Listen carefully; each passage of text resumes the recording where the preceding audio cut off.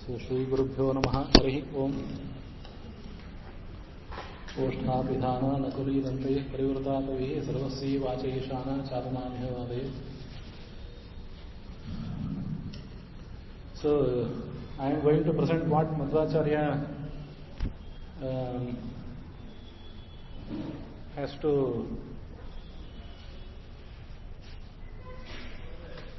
to say about bhakti. What is the idea of Vedic bhakti rather? So many traditions in the modern times have misunderstood Madhvacharya's ancient intention and also the intention of Vedic literature itself. I am very much worried.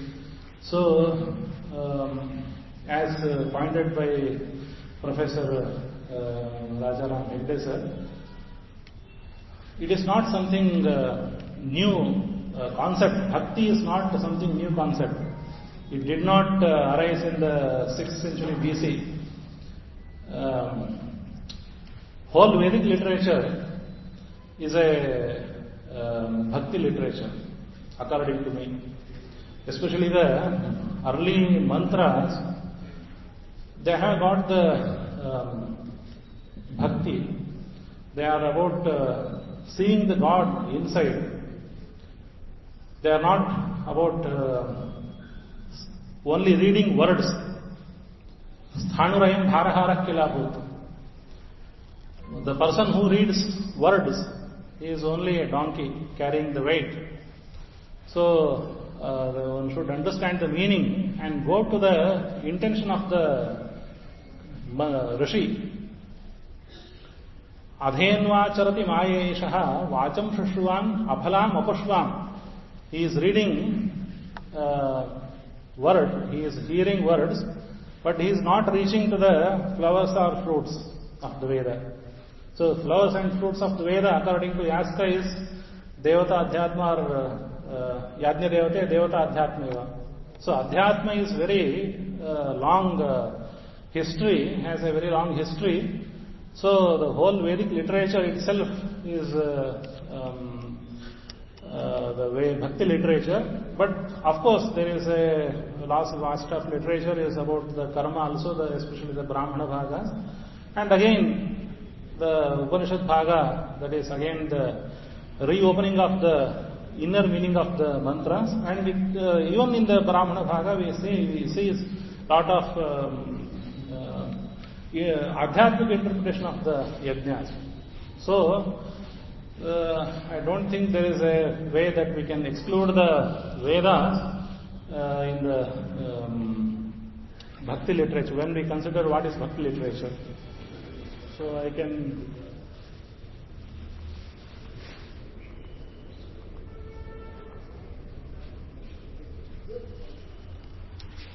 so how to make it bigger? Yes. But it is it can be done. See, some of the Vedic sentence I quote for the Bhakti, what Madhvacharya thinks which denote the Bhakti. It is about one of the Vishnu Suktas, early Vishnu Suktas in for the first mandala. Asti jananto nama chidvaktana mahaste Vishnu samatim bhajamahe. We take your name. Asti jananto nama. We understand your name and we tell again and again. This mantra is daily recited in all our pujas. Vishnu Sukta. And then Urjam Prathivya, the second one, Punardaya Brahmajayam Prithvi Devya Nikalvisham. Urjam Prathivya Bhaktorgaya Upasate. Urugaya Upasate, Bhaktva Urugaya Bhaktvaya Urugaya Upasate. It is something suggestive of the Bhakti where Devas, they worship or they meditate upon the Urugaya, who is Vishnu, because Tvam Vishnu Urugayo Namasya. So both these two mantras they denote bhakti. And this is one famous Yasya Deve Parabhakti, it is well known. And Madhvacharya has quoted so many other mantras also. Just I go. Bhaktirevainam nayati, bhaktirevainam darshayati, bhaktivashah purusha, bhaktirev bhuyasi. This one Madhara Shruti. Though these Shrutis are not available today, but we have that very long tradition of Shrutis which are extinct or not available to us no more. And then, so I hope you will understand the meaning, so I don't go to the, go down please.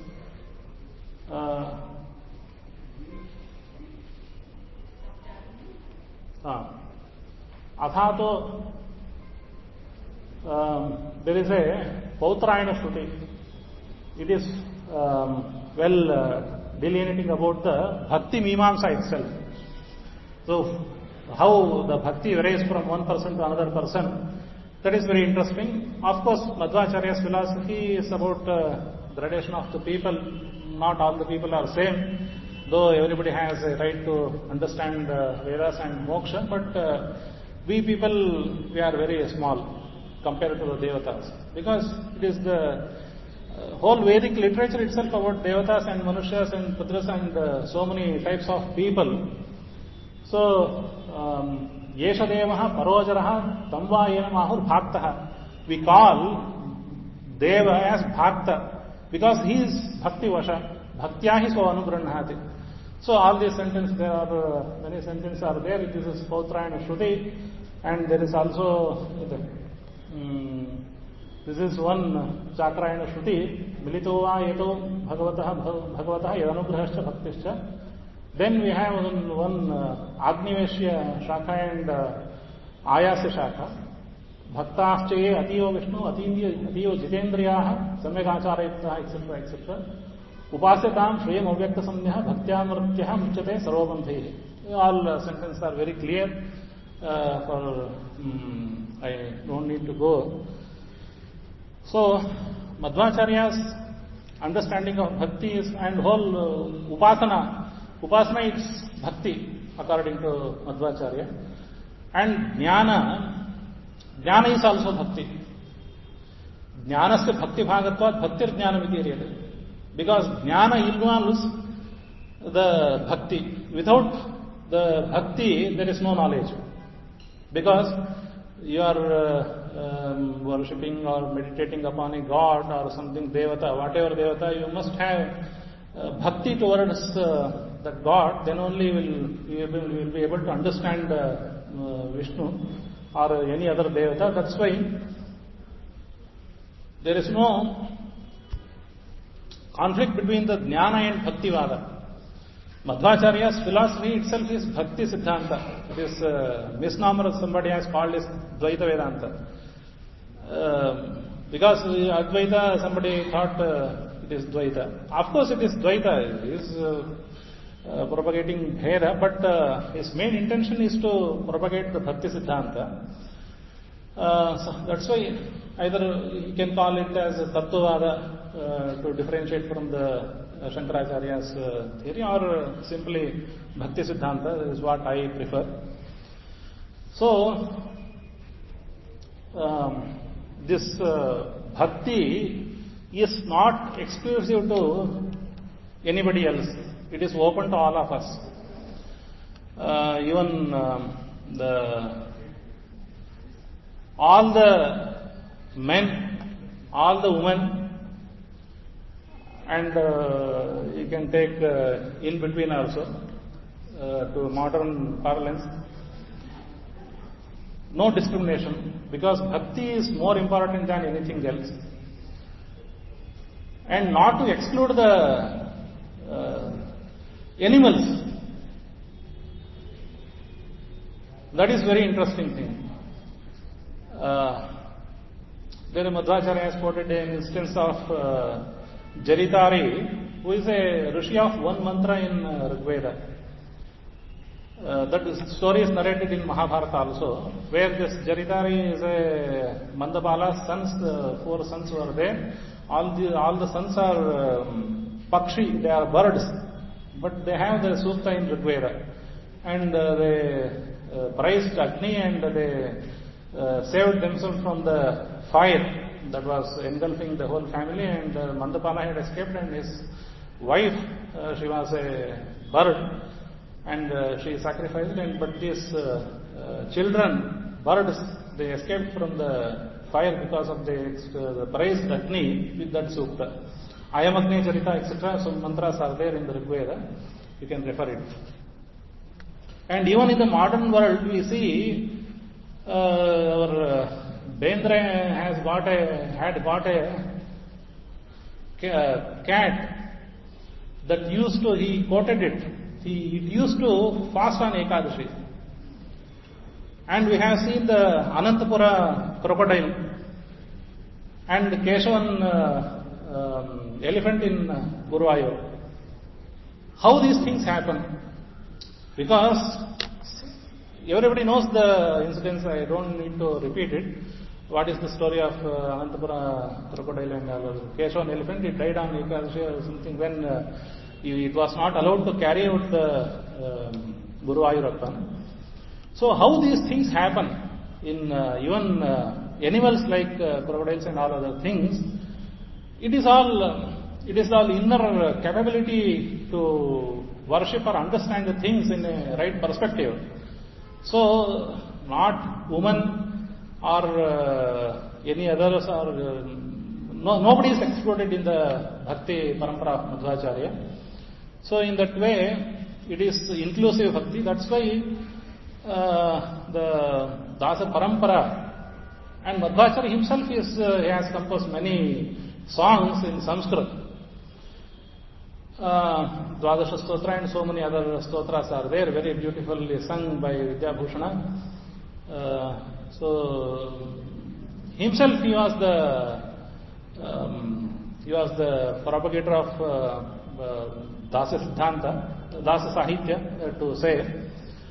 And if you take whole Bhagavata itself, it is a biggest asset of the Bhakti literature, not to exclude Mahabharata and all other Puranas and Ramayana, which speak about devotion and all other things towards a God, and all other Puranas, even you can take the Shaiva Puranas and all other things, they all speak about Bhakti to different gods.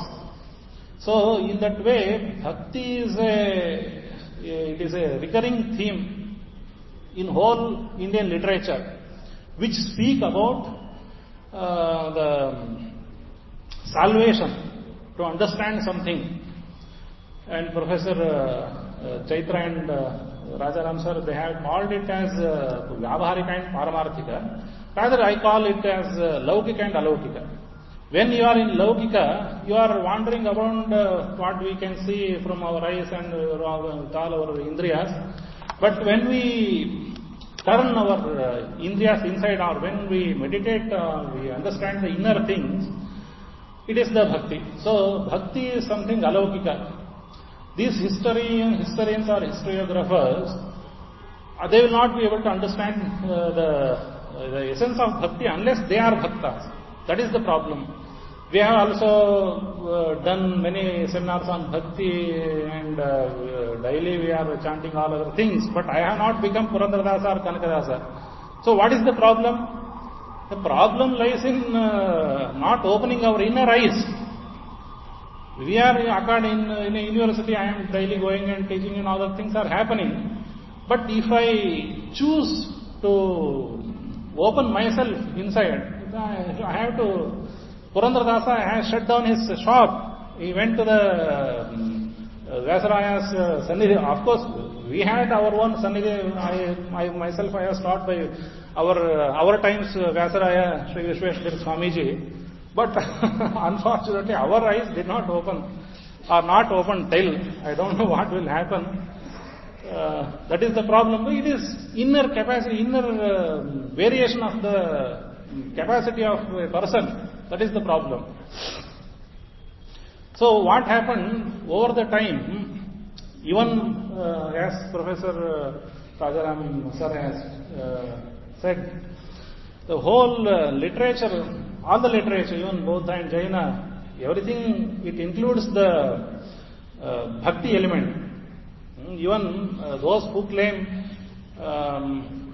who are totally against the Bhakti tradition, they are only focusing on the Jnana tradition or Karma tradition, except for them, for the Mimamsakas especially, they are focusing about the Karma. Who were Mimamsakas, whether there was a Mimamsaka, the followers of Mimamsakas, we don't know. It was a question raised by Professor Dayakrishna. There are so many practicing Nayayika. There are no practicing Nayayika. There are practicing Dvaitas, practicing Advaitas, practicing Vishishtadvaitas, but no practicing Nayayika or Mimamsaka. They are all included in different paths. So there is no practicing Mimamsaka. So for the Mimamsaka, there is no way he is only concentrating on the procedure. Even in the procedure, Kumarila Bhatta quotes, he says, this Mimamsa has been hijacked by the Lokayitas. Prayena yohi Mimamsa loke lokayiti krata. He said, it is hijacked by the Lokayitas. Tam astika pathenitum ayam yatnaha. He says, I want to bring it to the astika patha. So astika patha means it is about the Atma Astitva and the Paraloka and etc. etc.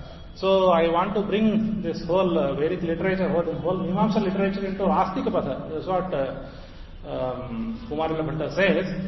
In the same way, Shankaracharya, who is the bigger Bhakta than Shankaracharya when it comes to stotras, if we consider all the stotras are his works, and even if we exclude all the stotras, we can see many things are there in his bhashya and all other things. So, what happened? The Sanskrit Bhakti literature gradually declined due to the various attacks on India and all other things. From the 11th century, 12th century, it gradually declined, and that's why the regional literature grew up. Because the Sanskrit was no more given high place in the courts and all other things. The same thing, it is not, as rightly pointed out by Professor Rajaram sir, it is not revolt against the class or the Brahmanical hegemony or something. It is about the, even if we hear in the Vajrasuchi, we have a long list of how many people how they got their own elevation or salvation without being born in the Brahmanas, and in Mahabharata we see the Dharmavyada story. All other things they point out, there is no discrimination based on the gender or caste or varna for the bhakti. Of course, there is a question of chanting the Vedas or understanding Veda, reading Vedas. Even Madhvacharya has openly said that Vedas can be chanted by or studied by the women. So he was not even discriminating against the women. Many people, Madhvacharya's own sister was well versed in the Sanskrit literature. There is only gradual degradation of the political system that forced erased the memory of Sanskrit as a spoken language. What about even now, Jainas are reading many Sanskrit texts with us. They are writing texts. No more Bauddhas are writing texts in Sanskrit. But Jaina, they are still continuing. They are well engaged with the Nayayikas. They are studying Nyaya and also they produce new works. That is happening. So, it is not something. Or even we have the many classification in the Jaina and Bauddha also. We have written in a very detailed manner in my commentary. This classification they have, but they are not discriminatory in all the systems. That's why the bhakti of Madhvacharya is something very unique or inclusive. And I will finish as much as possible, but only I will give one example. There is a Markata Kishora and Marjala Kishora. Marjar Kishora. So, what is the right way? How this bhakti works for the humans? Two different views are there. One is the monkey is the child monkey. It is holding on the mother monkey. So, in the way the one bhakta has to hold upon God, so God will be carrying him forward. This is one Markat Kishora. And there is another Marjala Kishora, where the mother itself carries the calf, or I don't know what, the kitten, the child cat. So these two ways are there, but Madhvacharya prefers a new way, that is Manushya Kishora Nyaya. The thing happens, the humans are more problem ridden than in this animals and all other things. So, and even in compared to the other devatas and all other categories in this world, humans are more problem ridden. They are all they need to follow the path written by all these things. So man is always prone to fall down. So when he falls down, God will help him. Otherwise, he has to walk on his own way. He will be walking, but God will be following always. Whenever man falls, God will help him. This is the Manushya Kishora Nyaya. The way it is given that a child learns to walk, and few steps it takes. When it is falling, the mother holds the hand of child, and she leads child forward. That is Manushya Kishora Nyaya. In that way, our bhakti theory, so always we should be dependent on the bhakti, the Vishnu or God. He will be with us. We will not be, even though most of the people, we don't know, we are not aware of that thing. So all these things that happen, and I don't know, all other things, I will finish it. And I don't know what I have to speak about Professor Rajaram Hegde and Professor Chaitra. Both have given a very splendid history of bhakti, because how the history is written based on the false problems, false narratives. There is one often quoted verse of Kanakadasa, Kula ಹೊಡೆದಾಡದಿರಿ ನಿಮ್ಮ ಕುಲದ ನೆಲವೇನೆಂದು ಬಲ್ಲಿರ. It is often quoted to make him a revolutionary poet. But not even Kanakadasa, not even Basavanna, not all the people, they are not revolutionaries. They are bhakti revolutionaries, we can say. They are all about bhakti, they are opening their inner eyes, and at the end, the Kanakadasa says in the same poem, Hariye Sarvottama, Hariye Sarveshwara, Harimaya Vellavennuta, Siri Kaginele Adikeshwara Rayana, Charana Kamalva, Kirtisovane Kulaja. Who is born in a great family? The person who always recites the name of Siri Nilay Adikeshwara Raya. He is the Kulaja, not any other person who is only being born in any family, Brahmana, Kshatriya, whatever. That don't matter. It is only bhakti that matters. As well narrated and explained by Professor Rajaram sir. And last, I will finish with one word. Our Sri Vidyabhushana, in his recent interview, said, what is the essence of Haridas Sahitya? Madhvacharya himself is the beginner of the Haridas Sahitya, and And whole Haridas Sahitya movement was inspired by the Vaishnava tradition, Alvar's tradition. It is well documented. Sripad Raya was in Srirangam and all other people were singing the Nalayar Vivek Prabandham, and he got inspired and he again started writing in Sanskrit, in Kannada rather than in Sanskrit. Earlier literature was in Sanskrit, but now from Sripad Raja it started in Kannada. So it is about it is writing in a language that people understand. That was the case of Sanskrit, because all the literature was written in Sanskrit earlier, 2000 years ago, 3000 years ago, 4000 years ago, because people were understanding the Sanskrit language. No more it is a spoken language of people, so it is in the Kannada language, it is the language. But Haridasas largely ignored the other languages, Tamil or Telugu. They have not bothered to write in other languages. That is one lacuna that we can understand, or it is because the regional concentration of the Haridasas, that is one thing.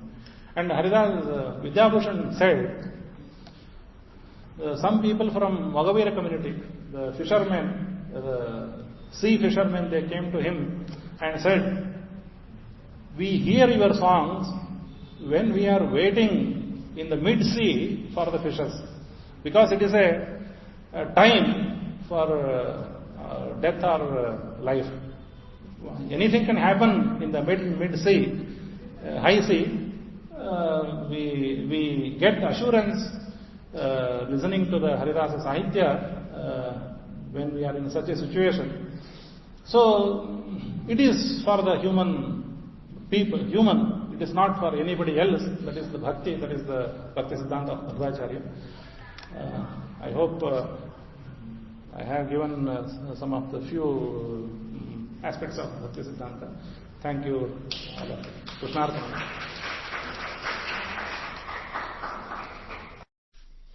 And there is a question of Nitya Naraki. Many people have questions, doubts about the concept of Nitya Baddhas, or the persons who will be in the eternal hell. I would like to clarify this doubt. So Madhvacharya's theory is very clear. It is not Madhvacharya's theory. It is a theory of Vedas, it is theory of Upanishads and all other darshanas, Nyaya Vaisheshika, Sankhya Yoga and Uttaramimamsa as well, and this common heritage of Vedantas. So there are many people in this world who want to be liberated, and there are many people who do not want to be liberated. They are fine with whatever the facility, whatever the luxury that world has. They want to be here. They want to be here forever. But some people are very much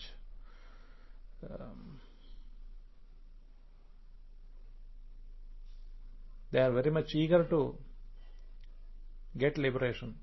They don't want to be here. And there are many people who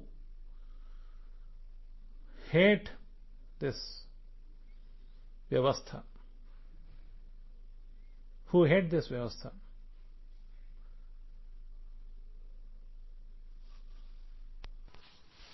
The first kind of people are called Mukti Yogyas, who want to be liberated. And the second kind of people, they are called as Nitya Samsari. They want to be here forever. They never want to be liberated. They don't want to go to hell. They don't want to go to the Moksha also. And the third kind of people are called as Nityabaddhas.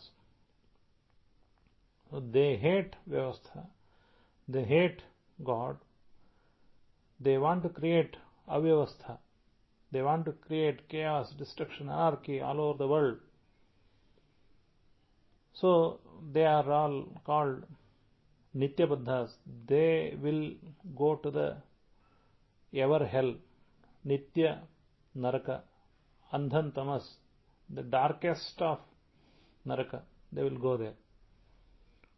But who are these people? There is no discrimination among the castes for these three people. The bhaktas who go to the moksha, and the neutral people who will be in the samsara always, and those who hate God, who hate Krishna, they are Nityabuddhas. They go to the Andhantamas. It is not dependent upon the jati where they are born. That should be kept in mind. So in the Bhagavad Gita, for example, in the 7th Adhyaya, Krishna says, Namam dushkrutino mudhaha prapadyante naradhamaha mayaya apahrta jnanaha asuram bhavamashritaha. The bad people, they never come to my refuge. They are all ugliest of people. Nara adhamaha. Mayaya apahrata jnanaha. They are covered with maya. Their eyes are permanently closed. They are of the asuri bhava. Mudhoyam nabhijanati loko mamajamavayam. He says in the same adhyaya, people, they do not understand me. But not understanding is one thing, but hating the God is something different. That is fully narrated in the 16th adhyaya. There are some people, asura people, asuram parthameshwanam. How asuri shakti will be there in this world? They are for complete destruction, anarchy and chaos. Pravrittincha nivrittincha janana vidurasuraha. Na shaucham, napi chacharaha, na satyam teshu vidyate. They don't have cleanliness, no achara, no satya. They think the whole world is asatya. It is not stationary. There is no God. These are all not created by one thing. These people, etam drishtim avashtabhya nashtatmanah alpabuddhayah. Their viewpoint is, their theory, their ideology is very clear. They want to destroy the whole world. Prabhavantyugrakarmanah kshayaya jagato ahitaha. They want to destroy the whole world. They are full of kama, full of dambha, mana, mada. They are always worried about this thing or that thing. Chintam aparimeyancha pralayantam upashritaha. Their chinta will end only at the pralaya. Kamopabhoga paramaha. They are hell-bent for the kamopabhoga. They want to enjoy these worldly pleasures. They think, idamadya maya labdham imam prapsya manoratham. Now, today I have got this desired thing, and I will get that thing tomorrow, and I will earn this much of money, $170 billion. Aso maya hatah shatruhu. I have killed this man today, and I will kill others also tomorrow. Ishwaroham aham bhogi. I am the God. I am the person who experiences all the things. Siddhoham. I am the Siddha Purusha. Aham balavan sukhi. Myself, I am the most powerful man in this world. Ityajnanu vimohitaha. They think there is no equal to me. Ityajnana vimohitaha. These are all fully in the kamopabhoga. Prasakta kamabhogeshu. Patanti narake ashuchau. They are always in the kamopabhoga. They want to enjoy the world in whatever the possible way. Patanti narake ashuchau. They will all fall in the naraka. And their main characteristics are further. Moreover, their other characteristics are all narrated. Mam atma paradeheshu pradvishantaha abhyasuvikaha. Of course, many people want to enjoy the world, but enjoying the world is different. Hating the God is different. Mam atma paradeheshu pradvishantaha abhyasuvikaha. They always hate me in their body and others' body. Everywhere they hate me. Tanaham dvishatah kruran samsareshu naradhaman. These are the naradhama. And I will put them in the asurishveva yonishu. They will be born in the asura yoni. Asurim yonimapannaha mudha janmani janmani mam aprapyeva kaunteya tato yanti adhamam gatim. Once they are in the asura yoni, asura janmas, they always be hating me. They never stop hating me. Mudha janmani janmani. Again in the next lives they will be hating me. Then they will never reach me. Tato yanti adhamam gatim. They will reach the eternal hell. So it is what Krishna says in the 16th adhyaya of Bhagavad Gita.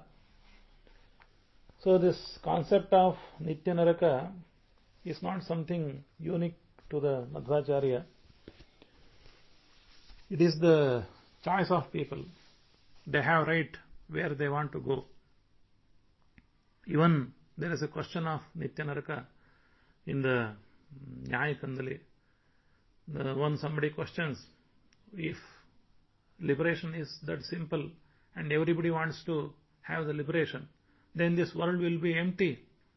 Now Sridhara in the Nyaya Kandali, famous Nayayika, he answers, no, don't worry. There are many people who want to be here forever. They never want to be liberated. Don't worry. This is what he says. So this theory of Nitya Naraka and the person who are able to have the mukti, it is inherent to the Indian philosophies. I have written a big article on this issue.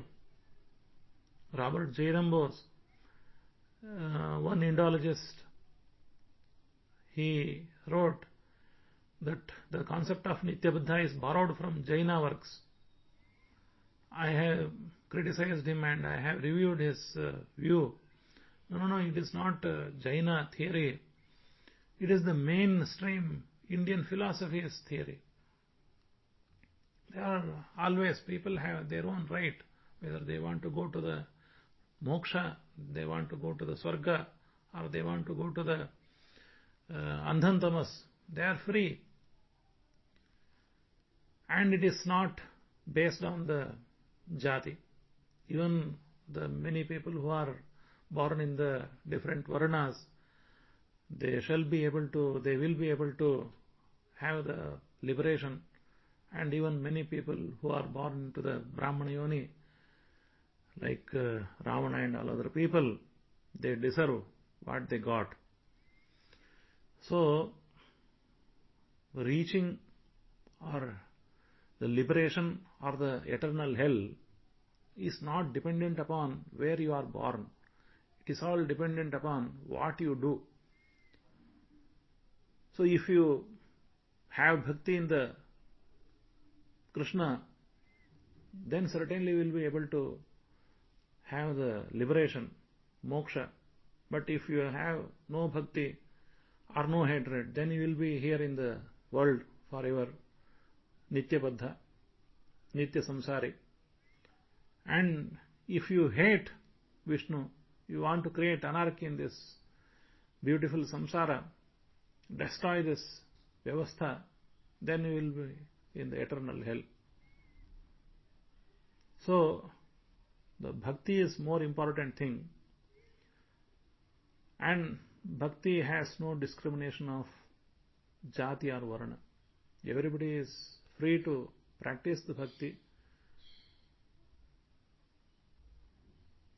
And many other religions or other philosophies also have the same theory. So nobody should be confused about Madhvacharya's philosophy of Nityanaraki. It is not about Shudra or Brahmana. It is for the Bhakta or Abhakta. So with these words, I conclude my speech about the perception of Bhakti according to Madhvacharya. Shri Krishna Arpanamastu. Hare Rama, Rama Rama, Hare Hare, Hare Krishna, Krishna Krishna, Hare Hare.